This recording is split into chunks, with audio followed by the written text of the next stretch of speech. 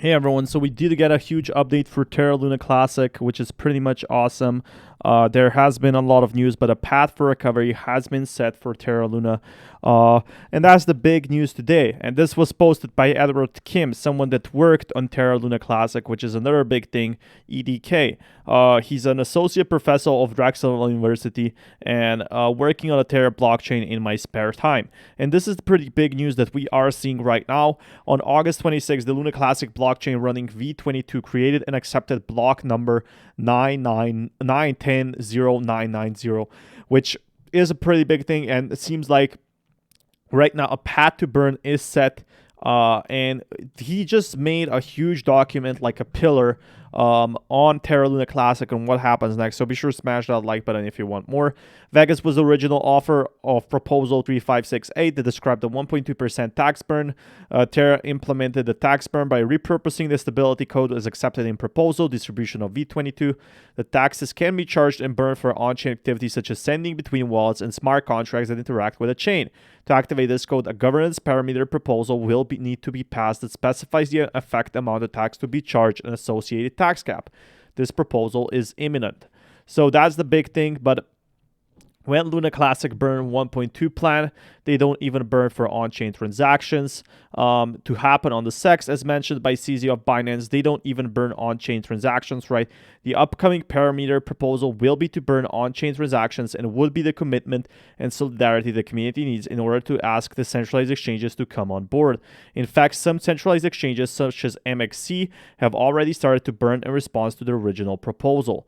And right now, they are burning right now behind the scenes. The tax burn requires changes to some of the core applications that interact with the blockchain, such as Terra Station Wallet. We have open lines of communication to members of TFL that are working to help us integrate the changes that offer us to pull requests.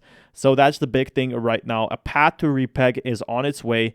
A billion of remaining USDC in circulation, being approximately 9.5 billion bad debt. So there's a lot of bad debt out there, but Terra Luna is going to be fixed and it's going to be solved. And this is like a huge document.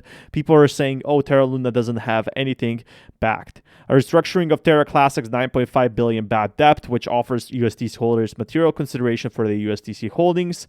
Terra Luna has a lot of debt, and Terra Luna is going to have a lot of utility as well. That's one thing they're saying in this document. This is something I'm going to read in the future. The strongest attractor for utility is our community. In the past 30 days, we have averaged over 8,000 new wallets daily. So how can they use these users into something more, into something profitable for all holders? Cardano, a top 10 market cap, has approximately 3.5 million wallets and a growth of 2,300 wallets per day. So Terra Luna Classic is now surpassing 5 million wallets, more than Cardano, and that's the big thing. After hearing about the conversation that have been having, it's clear that interest is high, but resources are scarce. So it will not require any additional development. It will directly be compatible with both blockchains. So it seems like Terra Luna Classic is actually going to be recovering from the bad debt, from everything that happened.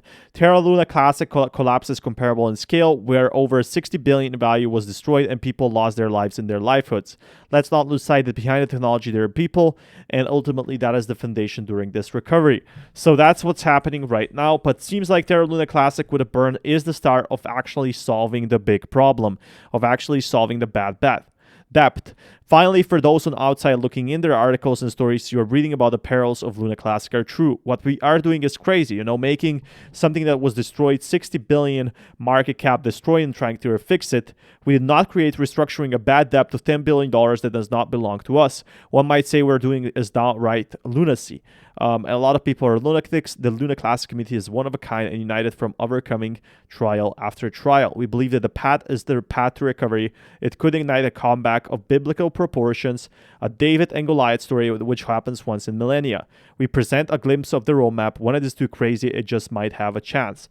So what's happening right now is just big news overall, and Terra Luna Classic is going to survive. We're seeing the exchanges doing the tax burn. We're seeing, CZ Binance seeing when Luna Classic burn 1.2 plan, they don't even burn for on-chain transactions, right? Which is going to be fixed. With CZ Binance actually did reply. The upcoming parameters will be to burn on-chain transactions and would be the commitment and solidarity as the community needs in order to ask decentralized exchanges to come on board. So this is the next. We need the big players to step in and help Terra Luna Classic. I'm going to be talking a lot more about this. If you guys want more, be sure to smash that like button, and I'll keep you guys updated with more news. Until next time, peace everyone.